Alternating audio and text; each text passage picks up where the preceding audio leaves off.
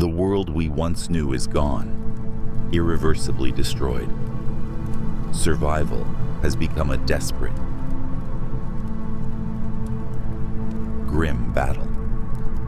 Survivors wander through a nightmare of fear and paranoia. Ever since the world descended into chaos. But let's come back in the past.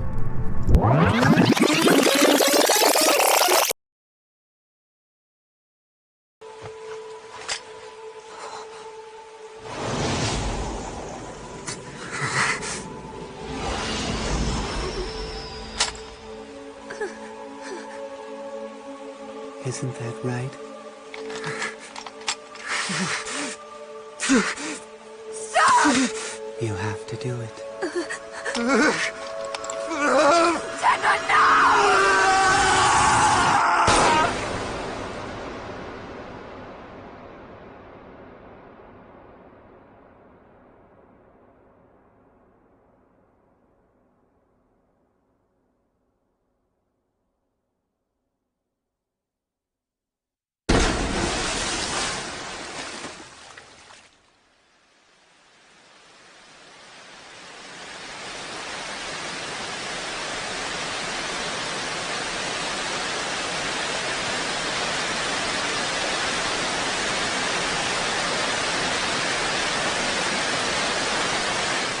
It was the end of the monster.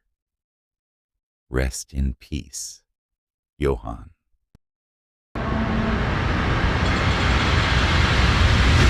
Once upon a time, in a land far away, there lived a nameless monster.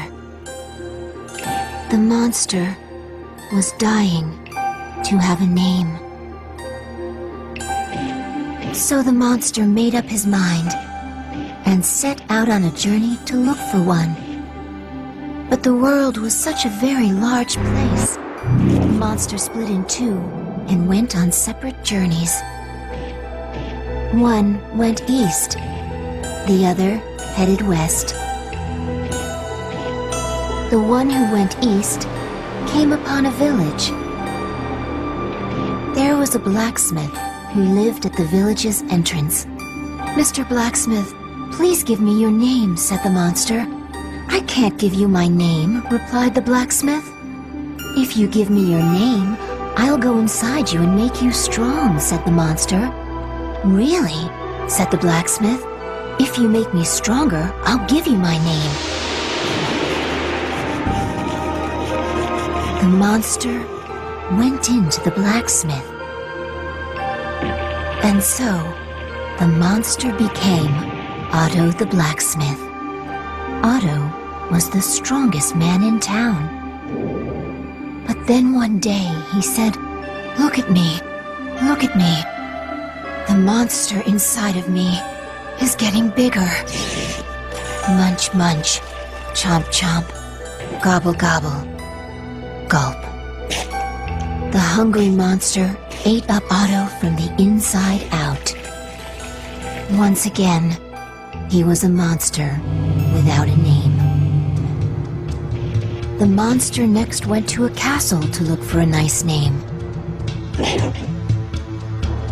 He came upon a very sick boy who lived in that castle. "If you give me your name, I'll make you strong," said the monster. The boy replied, "If you can make me healthy and strong, I will give you my name." So the monster jumped right into the boy. And the boy became full of vigor. The king was overjoyed. He announced, "The prince is healthy. The prince is strong." The monster became quite fond of the boy's name. He was also quite pleased with his royal life in the castle. So he controlled himself no matter how ravenous his appetite became. Day after day, despite his growing hunger, the monster stayed put inside the boy. But finally, the hunger just became too great.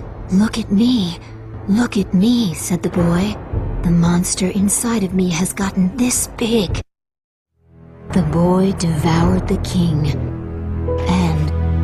all his servants.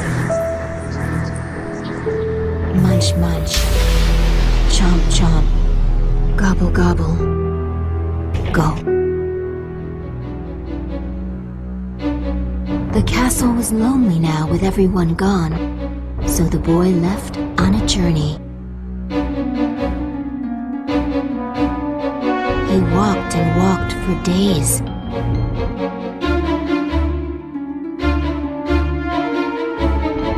And then one day, the boy came upon a monster who had gone west.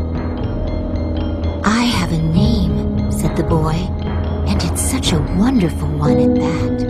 But the monster who went west replied, "Who needs a name? I'm perfectly happy without one." After all, that's what we are, nameless monsters.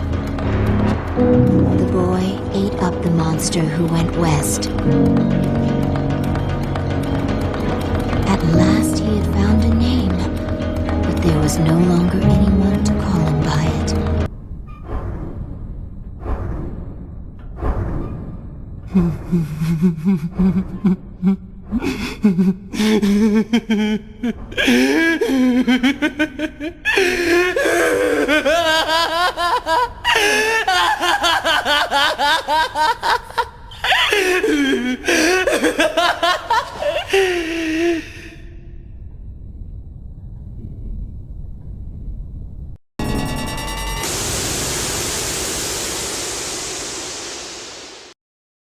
Nameless monsters never die.